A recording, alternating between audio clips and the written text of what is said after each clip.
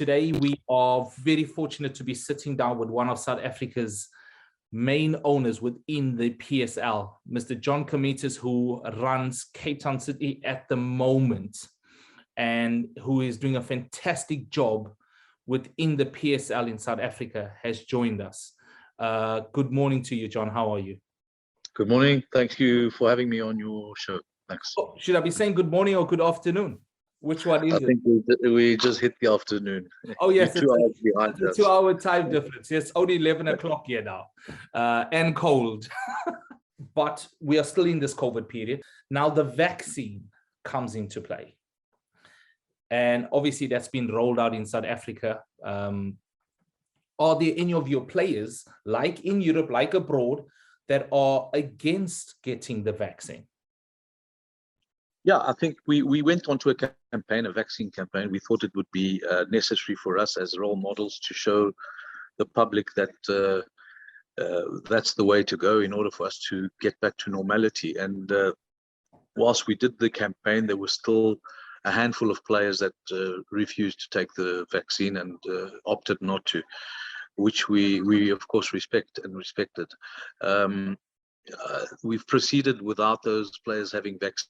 And as we go along, we find ourselves in situations where there's increased pressure on the unvaccinated to be vaccinated, especially if you're in a public sport like we are in the public eye. You know, we went to the final of the MTN Cup, and then there was a whole lot of restrictions placed on that event because we were introducing 2,000 fans to that game. All of a sudden, everyone needed to be vaccinated. So how do we do that now when 5-6 players are in your lineup and they're not? So we tried to separate the two, but then we were forced and compelled to do tests on those players 48 hours before kickoff to ensure that they were negative. You know, and every time you do a test, it's 800 Rand. My testing bill is sitting on 500,000 Rand since the beginning, in terms of testing players and staff randomly from time to time. And every time there's something, they require the whole squad to be retested, etc., etc. So it's become a costly exercise, but a necessary one. But coming closer to football, how did you end up in ownership in football, John? Which, you know, Cape Town, which has such a huge history of football and some excellent players that have come out of there. Duncan Crowley, Desiree Ellis, Sean Bartlett, Benni McCarthy, Stephen Pienaar, which was just a juggernaut during the time when you took over Ajax Cape Town. How did you get into the ownership? Well, I moved to Cape Town. I was in Joburg studying, and I played after university. I went and played a couple of years in Europe, in Greece, and then I came back and I was looking at a business venture in Cape Town. And we started off, we brought the Steers fast food franchise down to the Western Cape. That was the business venture, and we had the rights for the whole Western Cape region. And that was when Steers was in, you know, that 7-8 branches. You know, today that's over 1,000. So we took the whole region, and whilst football was kind of semi-pro at that time, they used to train at 5:30. So I managed to juggle still playing a bit of football for Hellenic Football Club and still working and getting the business up and running. So we got to the point where in 96, I had been playing for Hellenic, and I also played for Cape Town Spurs a couple of seasons. And then David Rodwell, who owned Cape Town Spurs, decided to sell the club because he was moving on to Australia. And we looked at the possibility of purchasing that franchise. Now, in those days, you know, there was no funding or no sponsorship or no TV rights that benefited you as a league. But it was the beginning of that process where there would be some kind of funding towards clubs from the TV rights, and that there was some talk about in those days it was R1 million a year that clubs would get if you had a franchise. The reason why we proceeded to purchase the club, which I can give you the price, it was 500,000 Rand to buy the franchise in those days for a PSL franchise. If only you could buy that now for that price. Yeah, exactly. So, the reason we took the step is that I'd just finished playing at that time. I knew a lot of players, I knew a lot of coaches, I was in the network, and I had the confidence to say I can bring almost my mates to come and play for the team, and we'd be okay. But the key factor was that every newspaper I opened while I was building the Steers brand, on the back page there was always something about Hellenic or Cape Town Spurs, and we used it as almost like a marketing tool. And we thought, if we own a football club in a South Africa that's fast changing, that's going towards the number one sport being football and the population sport, we can only be in the right industry to open doors for our business ventures. Everyone wants to sit around a table and chat about the PSL or Premier League football at some point.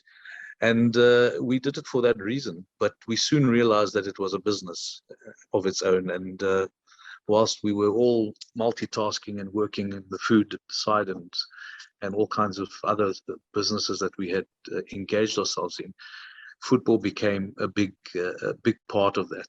And I then ventured on running the football side because of my, having played the sport at that level.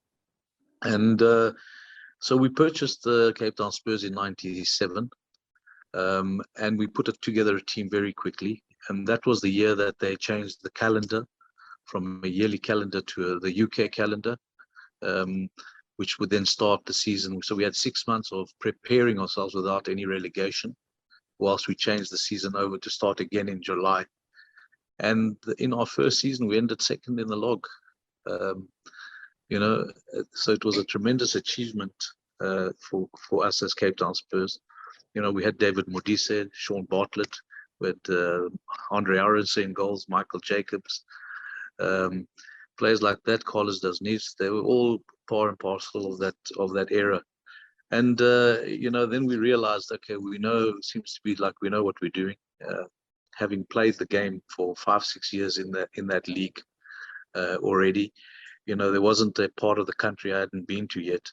With Wits University, because while I was studying in Johannesburg, I played for Wits and Jomo Cosmos. So we knew the terrain, and it was we were successful quite quickly with Cape Town Spurs. And then within literally a year and a half, I sat with Rob Moore, and he came up with the idea of doing kind of an association with Ajax Amsterdam. And the reason was because Benny went to Ajax, and Benny had played for Cape Town Spurs. That's the club I had. He came from Rob Moore's club, which was 7 Stars. They were in one division lower. And he came on loan to us and played 6 months, and literally from Cape Town Spurs went to Ajax Amsterdam. And that was the beginning of the relationship with Amsterdam. And we put together a concept which was a franchise concept. Having been in franchising with Steers and that, it was an obvious thing for me to recommend that to Rob so that we could at least try something new. And it was just to replicate their world-renowned training academy style, in South Africa, in a country that has the talent but didn't have the know-how. So we took the two teams, took the best players from the two teams, and invited Ajax Amsterdam to purchase a 51% stake in the new entity that would be called Ajax Cape Town. And the rest of us held the 49%. And we got a handsome fee for the time. It was big numbers for football, for the industry then. But the purpose was to ultimately prepare players to be able to go back to Amsterdam as players that have been scouted from Africa at a young age. So the program started in 99, 2000. And, we never looked back from that. And we produced arguably the most amount of professional players into the industry over the next 15 years. Through that academy, using a philosophy and a process that was very rigid, but very, very good and at a high level. And it was a cut and paste, it wasn't anything fancy. It was just an application of something that worked. and being consistent and true to the cause. And you know, through the time, we also sent, I think, 6 players in total to Ajax Amsterdam, of which 3 made a remarkable kind of impression. It was Tulani Serrero, Stephen Pienaar, Ino Iyong, and obviously Benny, which was the first one. So, you know, for them, they got a return on their investment in multiples just from those players. But for the rest, we produced over 150 professionals over the years that are now playing in all the clubs in the PSL still up to today. So you've actually gone on to a question I was going to talk about, and how this whole Ajax thing came about, which is fantastic. Honestly, standing from, because I'm from Natal, I was envious of what was happening in Cape Town. Firstly, such a beautiful place to live, but just what was being born in terms of the link with Ajax Cape Town and the opportunities that people were getting. There was just, I'll let you know right now, there was this huge envy. But what did you take from the Ajax experience that you've now taken with you to Cape Town City? What I've understood is that there is a gap from the ages of about 14 to about 20, where we get it horribly wrong in South Africa, because all the teams that we took on tour over the years that were in the ages between 11 and 14 would hands down outplay any European team that we played against. And I'm telling you, we played against the Real Madrids, played against the Bayern Munich's, Amsterdam themselves. In fact, our under 18 team won the tournament on 2 occasions with big guns like Man United in the tournament. So we have a natural talent in Africa in terms of the ability to compete as athletes and that, but we get it wrong only because we don't have the infrastructure and the facilities to be able to sustain the competitive level that would be required to then prepare the players to make the last and final step. And that includes things like nutrition, lifestyle, education. Clever players make, clever people make clever players. When a kid's been studying and goes to school and does well, it assists him to understand things on the football pitch and to visualize things. And so all that plays a role in development.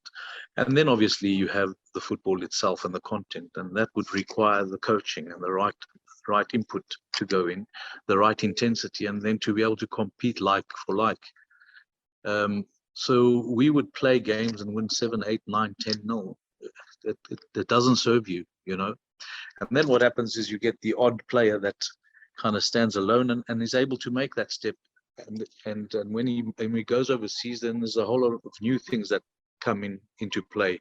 You know, his social upbringing, can he manage the difference in the cultures that he's experiencing, and you know, everything's stacked against you. So it's tough to get it right and to get it to the end. And kind of that's the point where I understood that we need to work with players from the age of about 15 onwards. So the reason why I came back to football after I exited Ajax in 2012 was to do certain things in a different way, and to try and bring back certain things that we never attended to while we were with Ajax. We were focused solely on finding the right talents, to bring them into a system and put them through the paces, get them to the level, put them in the shop window, turn them into transfers, and move on to the next. And the results were there as a by the way, because we tended to have a reasonable amount of talent to keep us within the top 8 competing most of the time, and we picked up a trophy here and there. So my return to football was firstly to change the way I was going to do things. What we left behind with Ajax was we left the fan behind. We concerned ourselves about the football content and the players and the youngsters and the direct family, but we weren't engaging with the community. So we'd take a player from a club, that would be the end of it, and we would take the player all the way through family, player, club benefiting, community club left behind. So now I said no. We left the fan behind, and without fans, you can't build a football club. Yes, you can build an academy and you can have a business, but you want a football club, you need to engage the community. So I had to find a name that would engage immediately, and that was why Cape Town City was the obvious name for me. And then it was to engage all the clubs in the community first, and not the players individually. And through engagement and we've put a tournament together for 100 clubs on a yearly basis in the community, which we call Dream Club 100. Now there's 400 clubs in the Western Cape. We get 200 applications, and we can only fit 100 in this program. But during the course of the year, we do seminars to all the coaches of these clubs, bringing in our head coaches, our conditioning coaches, our goalkeeper coaches, our nutritionists, and we run seminars for all these clubs that are in this group. We then scout the best talents once every 6 weeks. We invite them to bring the 2 best players, and we only concern ourselves with players above the age of 15. We leave the development of the younger age to these community clubs. Then we engage the clubs in a tournament, which is a playoff. We buy every single under 16 team of these 100 clubs a kit, and they come to a tournament and a playoff. We buy 1,000 balls, we put them out there to these guys. We bring them along and we have a tournament. From the tournament, we have 16 at the playoffs, 16 teams left. They go to a tournament a couple of weeks later, and we pick the 20 best 16-year-olds from these 100 clubs, which becomes our under 17 team for the next season at Cape Town City. So immediately we have engagement. Then if there's a benefit down the line on the transfer of any of these players that have entered into the system, money will trickle back down to the club he originated from. So we have buy-in from the community. Now you need to build the brand, and our social media has probably been the most cutting edge social media. The most active, if I must be honest with you, John. I follow all the clubs in South Africa. You guys are honestly the most active, and not far behind you is Baroka. Correct. Not far behind you is Baroka, who are very, very active as well. But please continue. So we've understood that we have to engage, we have to do things and deal with our fans in a way they like to be communicated. Social media is the in way, and our Twitter handle, our Instagram handle, they're all kind of cutting edge, thinking out the box, always active. And I mean, we've built it to close to 1 million between the three platforms in a very short period, over 5 years. So the engagement with the fan was the most important. Then, the identity with the team, it's called Cape Town City. You see the logo is very minimalistic. It's not about the mountain, because half the population in Cape Town can't live near the mountain. It's you make it what you feel it is. And we found that we have a very diverse support base because of that. And we've almost become the team of flavor. You might support Chiefs on the day, but when City is playing somebody else, you kind of want City to win. And that's taken by design. It wasn't kind of by luck. And we've worked hard in achieving that positioning. And the most important is that we've decided that we want to win trophies. So we've done that from the outset. We've gone and got the best players we can with the budgets we work in. We have a smart team of recruiters from Africa, from South Africa, and we seem to always put out a decent performance in football. And all that content is obviously the content that I've picked up over the years with rubbing shoulders with the likes of Amsterdam. I used to visit there 3-4 times a year. So we've put the mechanics of the football in place. We develop players from the age of 15, where the gap is where I think it needs the most attention. And we've engaged the community. And, we've put out a product that has some kind of sexiness to it, an edge to it, and people have taken to it, and that's how we've done it.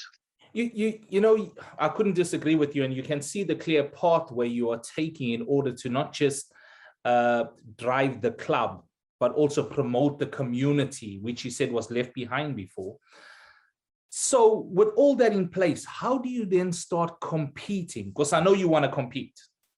I know you want to start knocking on the door consistently. How do you start competing with the likes of Kaizer Chiefs, Orlando Pirates, and the mighty, well-oiled, well-funded Sundowns?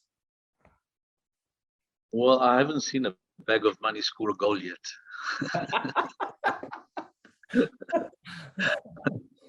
I think what you have to do is you've got to be, we're 24/7 on the game.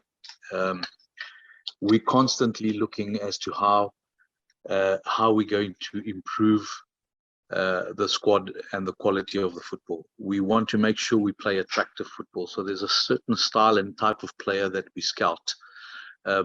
It's a very, very high level process for us in order to find a player. There's a lot of good players that we just won't even consider because they don't have, or they don't fit into the ethos or the mold as to how we want to play. So we have to be sharper on the recruitment. We have to find players that are a bit younger so that we can get them before they become expensive. And we then have to also balance the incoming players with the outgoing players. And we always try to get the outgoing players to go to Europe so that we then become the club of choice. Players don't feel that they're coming here and it's a dead end. And if they don't play regularly, they'll just be sitting out, getting a fat salary and the end of their career. They know that this is a pathway to possibly a bigger future and hopefully in Europe. If you notice, we don't sell many players locally. A lot of our players, in fact, most of our players move offshore. And it's important for us to recruit correctly. That's the key. And a lot of things we do are not.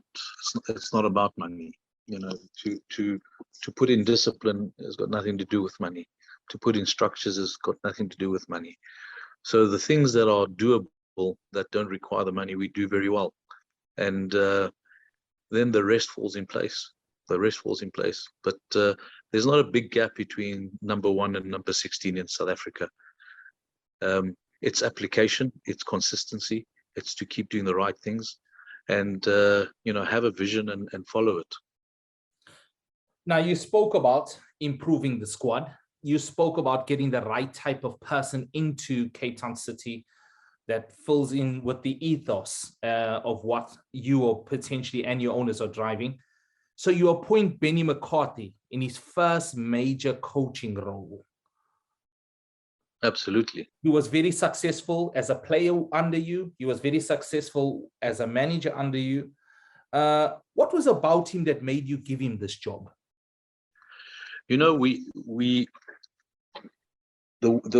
What I've experienced over the years of being involved with the Dutch is that there's structure, discipline, planning, documents, follow-up, reporting. All these things are in place. When you have that in place, it's every coach that would come to this club has a fighting chance of being very successful. And then it's his little added ability and personality that will see him through. And we don't leave much for error. We don't, you don't come in here as a head coach and start from the beginning and start designing how this team's going to play and what. It's all in place. You just need to first of all, buy in the vision. So you have to be the right coach for that. Once you've done that, then we pretty much hold your hand and, we won't let you fail. You can only fail if you want to be alone, if you want to do things your way only. That's the only reason you would fail at this club. If you form part of the ethos, your added personality, your added ability will then transfer a top 8 team into team that wins trophies here. We will be a top 8 team regardless. You can bring me any coach that's currently in the PSL, come to this club, they won't finish out of the top 8. That I can assure you. But now, who's the coach that's going to win trophies for us? Who's the coach that's going to win us the league? Now you need that special touch, that something extra bit, something extra. And Benny has that. Benny has that. And when he uses it to the good use for the team, for the club, the results are there. It's obvious. And that's why I think Bafana missed a trick. Whilst Bruce has done very well, I still believe Benny was the right choice. You know, that's an ever-evolving door. Obviously, the door will eventually come open for Benny again. It has to. He was such a success everywhere. And correct me if I'm wrong, I read an article when Benny obviously left Cape Town City. You said that was one of your most difficult decisions you had to make in him moving on. Very much so. You know, I mean, Benny, I had him here, he was 18 when he was playing for Cape Town Spurs. He went and scored 2 goals away from home against Kaizer Chiefs. We beat them 2-1 away with Spurs. You know, from then he never looked back. He got himself a great deal, moving to thing with Rob Moore. And, you know, I was part of Benny's success into getting where he got to. And obviously it's his ability that got him there. And certainly his tenacity and character. And giving him a chance was like, it was an easy decision. You know, I know nobody else may have done that, but certainly for me it wasn't difficult to appoint him, because I know what he's about. I know how he thinks. And over the years while he was a player, you know, we met up a few times.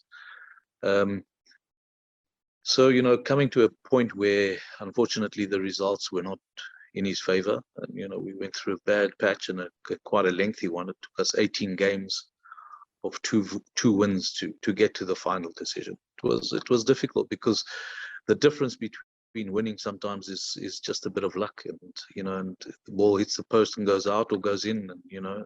And let's be honest, that takes belief. 18 games, 2 wins. That's a lot of time and faith given to a coach. Well, you know, the problem is if you have an experienced coach, you sometimes will want to believe, okay, he's going to dig deep into his experience. He's a good character. He's a good person. He has the right intent. He'll find the moment. Something will click and it'll turn in his favor. But it was Benny's first job. You know, it's difficult for him to dig deep into what, you know, it was just purely, now he was at the mercy of certain players. With respect, I would have preferred to fire 25 players after some games, you know, and because he deserved a lot more from them, and certainly he helped them. And you know, it makes you angry, because you're forced into a decision where you know that 4 or 5 players have not done what they're capable of, and they're the ones that count at the time, and the coach has given them the faith and they don't do it. So how do you fix this? You can't fire 7 players, 8 players. It's not easy. So you end up, you know, saying, well, change the environment. Whoever comes in, doesn't matter who it is, the minute he changes his discipline, everybody's back on their toes, not sure if they're going to be in the lineup. Now they have to step up and perform, show the new guy who they are. He says, I don't know who you are. I see what I see and I play what I see. So everybody at training brings a level up. You know, we go the next game and we win 5-1 when Benny leaves. You know, what is that? You know, so it almost makes you more angry, you know. But it is what it is. It's a game of results, and you need to ensure. And then it's also a game of risk, because, you know, if your franchise is at the bottom of the log, you risk losing millions and millions of rands in you know, once you get down to that NFD, it can be the end of it, you know. John, you've been very, very grateful with your time. I've only got 2 more questions. I really want to look at a broader spectrum of the Pan-African League.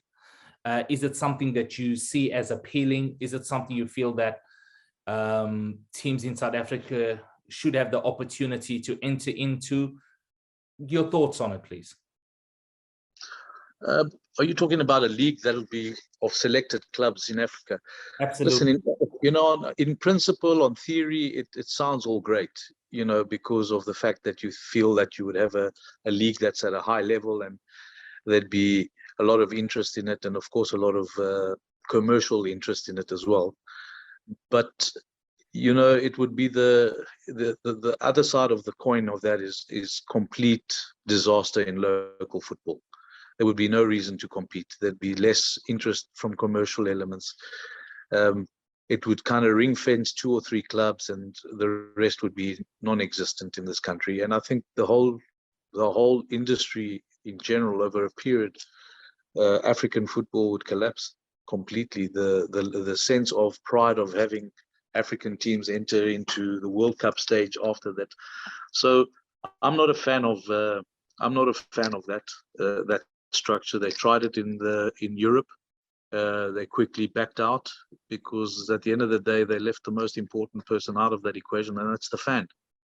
Well, the owners were in on it. The owners had all signed documents, but the fans didn't know. The numbers look good. The numbers look good on paper. The numbers look good, yes. But football is built on passion, and it's built on the fans. I mean, you can't leave them here. This is why our club, we've really focused, and that's why I want to build this stadium that you see behind me. I don't know if you can see. Tell us about it, John. I kept seeing it. That's the rendering of the potential stadium that we're looking to build. So I read an article in 2019, correct me if I'm wrong, where you were saying you were looking to build the stadium. So this is the rendering drawing, and it's a 12,000 seater stadium. Yeah. But it's an ecosystem of its own. It's got 100 apartments.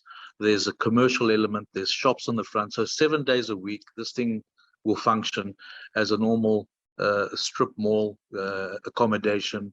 And obviously during the week, the team will train. And once every 2 weeks, we have a match there. And 10,000 seats. It'll be at capacity because it's limited. For you to watch a Kaizer Chiefs game, you're going to have to buy the Golden Arrows game. That's the only way you do it. And now all of a sudden you create the demand. You're right on the pitch. The atmosphere for the players is second to none. And I'd like to see the day when I play Kaizer Chiefs in Cape Town, and I have more Cape Town City supporters than Kaizer Chiefs, because if you're not a member of City, you can't get a ticket. Yes. So where are you looking to put the structure now? Because we've earmarked Hartleyvale being where Cape Town City and football. It's the heart of football in Cape Town, and Cape Town City of old used to play out of that stadium. So we've been training there. We have a lease on that premises, and we've had so for the last 5 years. And now we're looking to do a deal with the city where they will allow us to erect a stadium again, because there was one there. They demolished it. There's only one little stand left. So we want to re-engage and have it there. And it's well positioned. Fans and the football supporters know where it is. It's accessible by all. And it would change the face of football for South Africa, because it'll be the first time a club actually controls the environment that it practices its trade. We'd like gypsies wherever else we go. We arrive, we pack out our stuff, we put the boards out, end of the game, we pack up and leave. So the experience is an hour and a half for the fan. We need this experience to be 4 hours. They must come in the morning, they must engage, they must come to the club, the pub, they must, their friends must come over, they can share hospitality suites, and then after the game there's a couple of beer gardens in the premises. They can stay over, have an experience. Pretty much it becomes like an event, a full day event, which rugby, by the way, and cricket have been enjoying for years. Well, and that's why they built this the kind of support base that they have. Tell me about it. I used to study in Pinetown, going to Kings Park Stadium on a Saturday. We braai outside the stadium, watch the game, come out after the game, continue the braaiing. We're there until 1 o'clock in the morning. So yes, it'll be good to have that sort of thing because there's not much of it. the football experience only ends up being 2 hours. But yeah. And that's not good enough for one of the biggest sports in South Africa. John, as I said, thank you so much. I'm just going to leave you with an opportunity to say something to your fans, to your supporters, not only in Cape Town, but in South Africa. Is there a message you want to pass on? Just to say that we've really missed the fans out on the pitch. The players have missed it. You can see a lot of the results that have happened are not the usual results you see, because there's no influence from the fans out in the stands. And for me, without the fans there isn't football. So we're just going through a patch now that we feel just buying time, because without the fans, there's no purpose in running a football club. So everything we're going to do is to make sure that you're able to come back safely and put back those voices behind the boys and get the team going again. And from my side to our fans out there of the On the Whistle podcast, we just want to say thank you for being involved with us all the time. Thank you for making time to listen.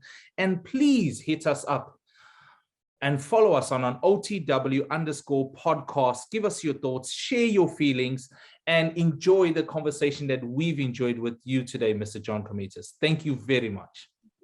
Thanks for having me. Cheers.